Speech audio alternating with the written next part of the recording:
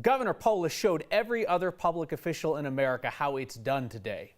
His emergency declaration for COVID-19 was clear, calm, focused on the science and what the research tells us we should be doing, not what we just wish would be the case. Polis's approach acknowledged the reality of the situation, knowing that sugarcoating things can actually cause harm. Polis focused on what is within our control, and he outlined those aggressive early steps beyond washing our hands and hoping. I was critical of his first public briefing on COVID-19, so it's only fair that I share my observation that today's announcement was competent, confident, and reassuring. Governor Polis has set a high standard. We intend to hold him to it, and you should too.